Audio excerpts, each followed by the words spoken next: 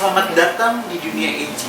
Di dunia ini kita diperbolehkan untuk minum anggur merah di siang hari.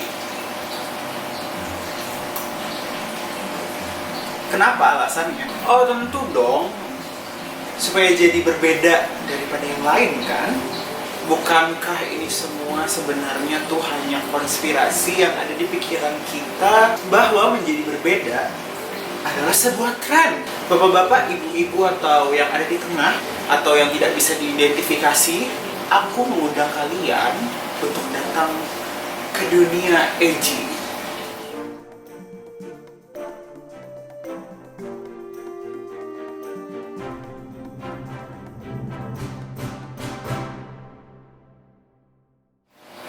Untuk mengenal dunia edgy, tentu seperti biasa yang gue lakukan, itu mencari definisi dari edgy itu sendiri.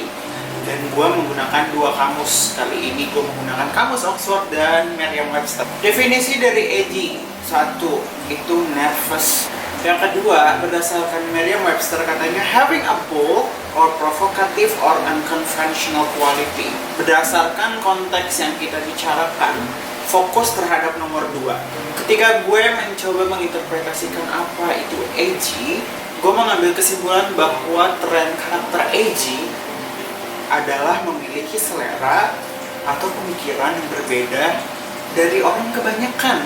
Anti-mainstream. Anti-mainstream itu berlaku mungkin bisa di segala aspek, itu di pemikiran atau di seni. Kayak misalnya gue ambil contoh, kemarin banyak berita corona yang di pasar malam tuh rame atau di mall tuh rame gitu kan. Terus ada yang marah-marah, katanya giliran waktu ke masjid dilarang, ngomelnya pada kayak apa gitu. Terus kalau bisa di mall pada biasa-biasa aja. Padahal inti permasalahannya dua hal tersebut. Padahal inti permasalahannya lagi pandemi kayak gini gitu kan. Ya dua-duanya salah dong.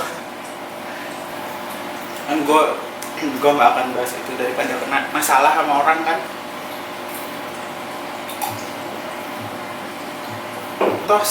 Contoh sederhana akan gue ambil di bagian dunia entertainment dan seni.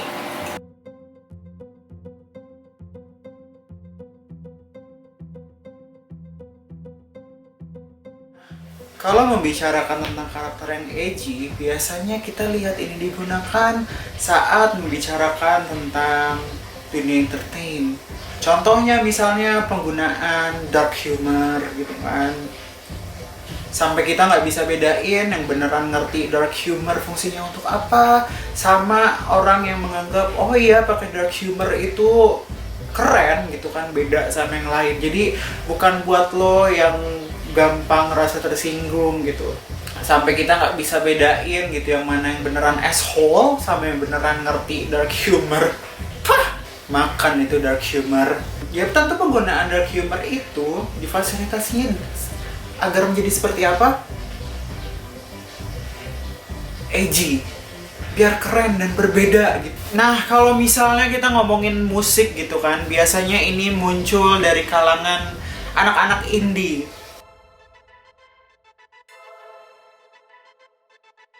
Padahal indie diambil dari kata independent gitu. Padahal definisi dari indie itu adalah ya sendiri tanpa terkontrak dengan record label gitu kan. Dianggap anti mainstream, musik-musik yang dianggap anak indie gitu. Biasanya dianggap bahwa banyak orang yang nggak mendengar musik tersebut gitu, atau mungkin konten yang dianggap berbeda. Berbeda seperti apa ya hanya dia yang tahu gitu. Mungkin kalau kita bicara tentang musiknya itu bicara kepada jiwanya, sampai diagung-agungkan gitu kan, sampai kayaknya musik ini tuh musik paling keren banget. Jadi orang-orang yang nggak dengerin musik ini ya lo tuh nggak keren gitu. Gua ambil contoh misalnya pendengar musik Fish dan Hindia. Gue nggak dengerin Fish tapi gue dengerin Hindia dan musik ya lagunya juga enak, musiknya bagus, lirik yang ditulis juga benar-benar kesepian modern sekali gitu kan untuk remaja-remaja yang anxious, yang tiba-tiba punya anxiety. Lo nggak tahu kan sekarang punya mental illness pun bisa jadi edgy. Nah ketika kita bicara musik siklusnya itu ya, siklusnya itu pasti mirip-mirip. Maksudnya gimana? Yang pertama gitu, mungkin kita nggak pernah mendengar seseorang gitu kan, nggak pernah dengar seseorang, tiba-tiba kita mendengar ada suatu seni yang berbicara dengan diri kita gitu, dan kita akan senang banget, kita ngerasa wah keren banget, tidak ternyata masih banyak yang nggak tahu gitu. Jadi kita merasa hal itu menjadi suatu hal yang eksklusif untuk pendengarnya saat itu. Lalu ketika ketemu sama orang-orang yang punya pemikiran serupa, mereka akan menganggap ya yang mereka dengar itu hanya milik kelompok tertentu saja, hanya orang-orang tersebut. Dan pada akhirnya gitu, lama-lama makin meningkat, makin melonjak, muncul di televisi atau menjadi lebih komersil.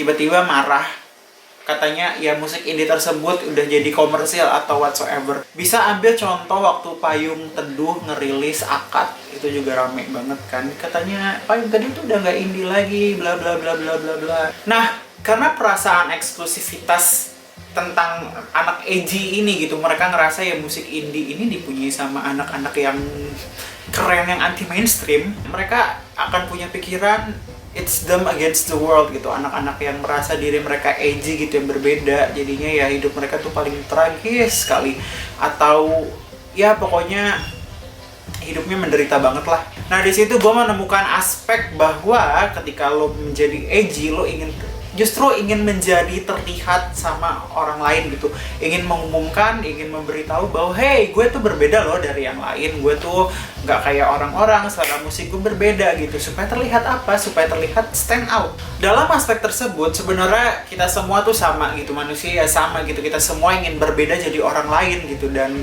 pada akhirnya ya kita nggak ada bedanya. Kenapa? Karena kita mau hal yang sama, kita ingin menjadi berbeda. Padahal gue pribadi gitu, ketika gue menikmati suatu seni gitu, siapapun artisnya, mau dia itu mainstream, dianggap mainstream atau enggak gitu, atau dia mungkin tidak gampang atau mungkin dia belum dikenal sama yang lain, ya gue akan beranggapan oh musik dia bagus, it speaks to my soul, therefore I will keep it to myself. Tapi tren menjadi karakter edgy ini gitu menjadi salah kaprah, dalam arti salah kaprah. Jadi seakan-akan seperti yang gue bilang tadi, kalau lo tidak mendengarkan musik yang ini, selera musik lo tuh sampah. Padahal seni itu berbicara sama hati kita sendiri. Jadi belum tentu yang lo suka itu ya kita suka juga. Nah, demi anak-anak edgy, kenapa anak-anak edgy ini suka bisa gue kaitkan sama anak indie berdasarkan musik tadi?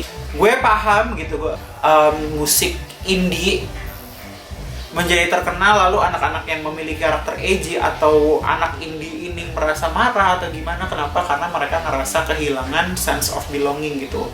Mereka ngerasa mempunyai artis tersebut gitu, terus tiba-tiba diketahui orang banyak, seakan-akan mereka ngerasa diri mereka tuh terekspos sama orang banyak. Padahal kalau lo suka sama artis tersebut, kalau mereka sukses ya harusnya lo dukung. Itu contoh edgy di dunia entertain, khususnya di musik, karena gue sering banget ngeliat tentang ya musik indie tuh jauh lebih keren atau whatsoever, padahal definisi indie tuh ya tidak terikat dengan kontrak label apapun, yang kerjanya sendiri. Nah, kalau misalnya di ide atau pikiran, gue rasa gue nggak usah komentar banyak gitu kan. Pasti lo sering lihat di Twitter yang punya yang punya pemikiran gitu yang masuk akal, terus tiba-tiba dibales supaya kelihatan keren, padahal bisa jadi nggak ada isinya. Ya, itulah tadi tren edgy. Konklusinya, pada akhirnya kita sebagai manusia mau jadi berbeda itu menurut gue suatu hal yang lumrah gitu. Kenapa kita ingin jadi berbeda? Karena kita ingin terlihat sama orang supaya visibilitas kita tuh naik gitu. Orang-orang akan menganggap oh dia berbeda anaknya. Padahal di aspek yang sama, ketika kita semua ingin menjadi berbeda, berarti kita semua juga sama, karena kita menginginkan hal yang sama. Semoga anak edgy nggak tersinggung. Gue abis ini mau dengerin secukupnya sambil nangis. Bye.